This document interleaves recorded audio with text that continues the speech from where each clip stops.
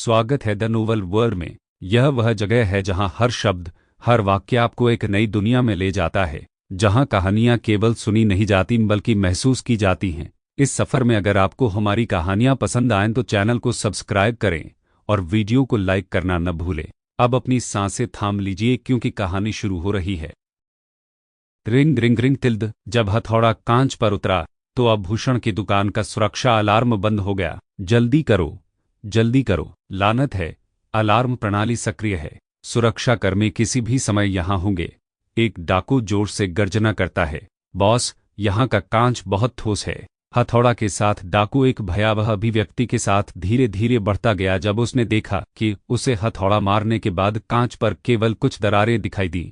इसे मेरे पास छोड़ दो, एक और युवक एक शातिर अभिव्यक्ति के साथ देखा। उसने हथौड़ा पर कब्जा कर लिया और उसकी मुट्ठी पर नसें बाहर निकल रही थीं। दल हथौड़ा कांच पर उतरा और सीधे एक छेद खोल दिया। वह हथौड़े से कांच को तोड़ता रहा। यह बुरा है।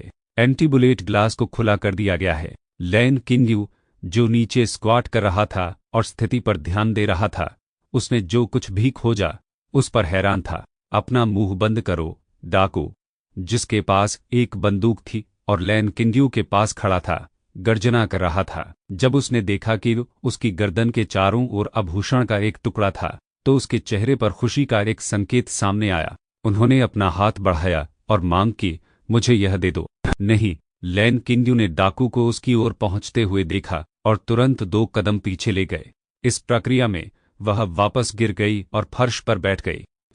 मुझे उम्मीद नहीं थी कि आप बहुत सुंदर हैं। जब डाकू ने लैन किन्यू के चेहरे को देखा तो वह चकित था और एक विकृत अभिव्यक्ति का खुलासा किया। चलते नहीं हैं या मैं आपके शरीर पर एक छेद खोलूंगा। डाकू ने लैन किन्यू पर बंदूक की ओर इशारा किया। लानत है, हमारे पास इसके लिए समय नहीं है, बस उन पर कड़ी नजर रखें। ग्लास काउंटर को हथौड़ा मारने वाले युवक ने हंगामा सुनने के बाद बंदूक के साथ दूसरे डाकू पर गर्जना की। उसी समय उन्होंने कांच के कैबिनेट में गहने को तेजी से पकड़ लिया। अन्य डाकू के लिए वह एक अन्य सेवा परिचर पर अपनी बंदूक की ओर इशारा कर रहा था और उसे अपनी चाबियों के साथ कैबिनेट खोलने का आदेश दे रहा था। बॉस, वह उस पर एक शीर्ष स्ट्रेट जेट पेंडेंट है, मुझे यह मिल जाएगा। यह डाकू उस युवक से बहुत सावधान लग रहा था जो पहले उस पर चिल्लाता था। अपने चेहरे पर एक छिपी हुई नज़र के साथ वह बाहर पहुंचा और लैन किन्यू की ओर पकड़ लिया। यदि आप आगे कोई विरोध करते हैं तो मैं आपको मार दूंगा। नहीं, लैन किन्यू ने पूरी तरह से अपने सामान्य ठंडे प्रदर्शन को खो दिया था। उसने अपनी गर्दन के चारों ओर जेड लटकन की रक्षा की और उसके दिल में बेहद महत्वपूर्ण कुछ की रक्षा करने के लिए दृढ़ संकल्पित लग रहा था। लानत है, आप अपनी मौत की तलाश कर रहे हैं। डाकू सीधे ऊपर पहुंच गया और लैन किन्यू की गर्दन की ओर बढ़ गया। एक जबरदस्त खींच के साथ उसने हार को खत्म कर दिया। यह वापस दे। लैन किन्यू ने अपनी गर्दन के माध्यम से दर्द को कम महसूस किया, लेकिन फिर भी लटकन को वापस पाने की कोशिश करने के लिए अपना हाथ बढ़ा दिया। धिक्कार है, कुतिया। लैन किन्यू के नाखूनों के कारण उसकी बाह पर खून के 2 ट्रेल्स को देखा। लुटेरा गुस्से में बढ़ गया। मैं आपको नग्न करने जा रहा हूं। वह ऊपर पहुंचा और लैन किन्यू के कपड़े अलग करने लगा। आह! लैन किन्यू की पेशेवर कामकाजी पोशाक तुरंत अलग हो गई थी। उसके कंधे और निष्पक्ष त्वचा का पता चला था। जब अर्जुन वर्मा ने लुटेरे को एक बार फिर से खुले लैन किन्यू के कपड़ों को चीरने के बाद पहुंचने की कोशिश करते देखा तो वह फंस गया। उन्होंने अपने आलिंगन में लैन किन्यू को कवर किया, लुटेरे को देखा और कहा, आगे मत जाओ, आप पहले से ही वह ले चुके हैं जो आप चाहते थे। ब्राट, क्या आप यहां नायक की भूमिका निभाने की कोशिश कर रहे हैं? उस डाकू ने अर्जुन वर्मा में बंदूक की ओर इशारा किया और स्नेह किया। अर्जुन वर्मा ने डाकू को देखा और डर से अपनी सजा पूरी नहीं की। लैन किन्यू अपने आलिंगन में था, पूरी तरह से भयावह था। मैं उसके सामने उसके नग्न सही को छीनने जा रहा हूं और आपको एक नज़र रखना चाहता हूं। वह डाकू छिपी हुई थी। जैसा कि उन्होंने कहा कि उन्होंने एक हाथ से अर्जुन वर्मा में बंदूक की ओर इशारा किया जबकि दूसरे हाथ से लैन किन्यू की ओर पहुंचा। लैन किन्यू ने अर्जुन वर्मा के हाथ को डर से बाहर रखा। धत तेरी की! अर्जुन वर्मा ने घमंडी लुटेरे को एक छिपी हुई मुस्कान के साथ अपने हाथ पर पहुंचते हुए देखा। इस समय एक ठंडे और शातिर इरादे ने अर्जुन वर्मा की आंखों के पिछले हिस्से को देखा। दरार। इस पल में अर्जुन वर्मा ने अचानक कार्रवाई की।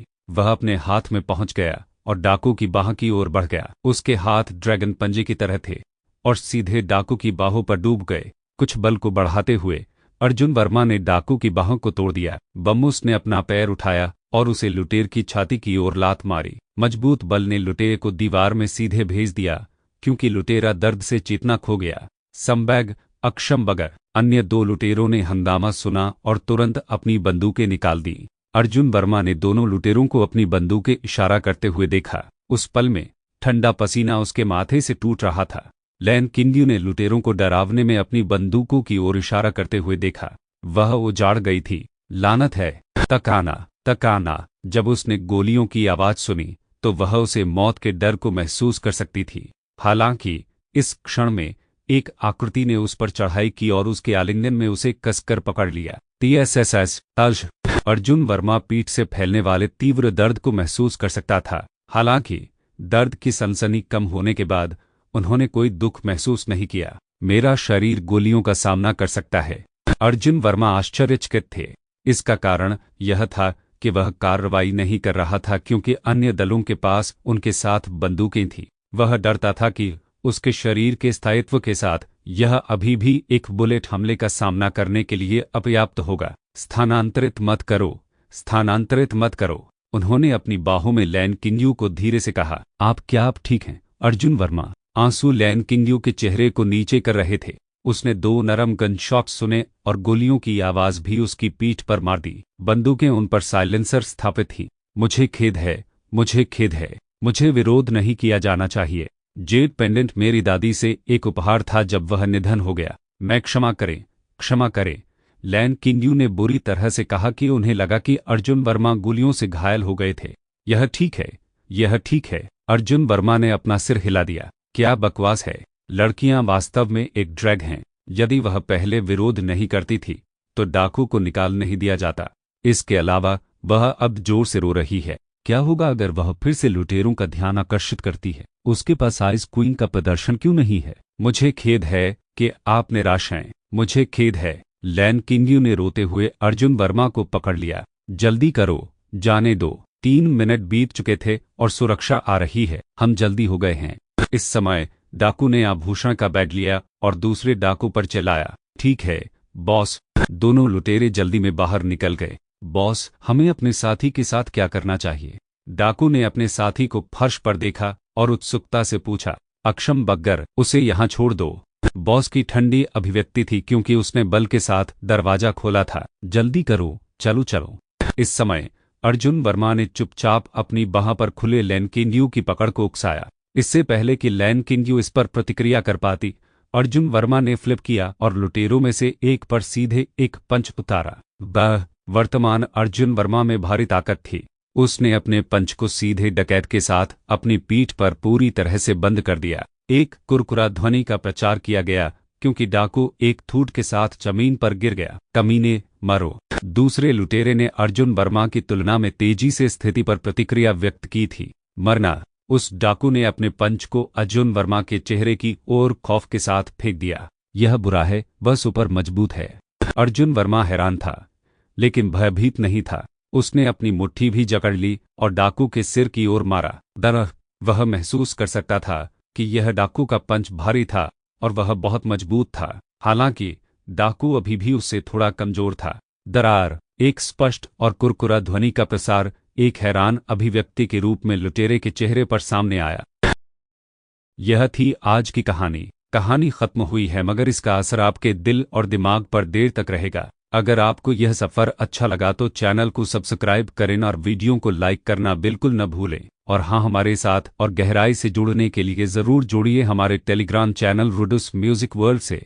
लिंक आपको डिस्क्रिप्शन में मिल जाएगा। हम फिर मिलेंगे एक नई और अनोखी कहानी के साथ।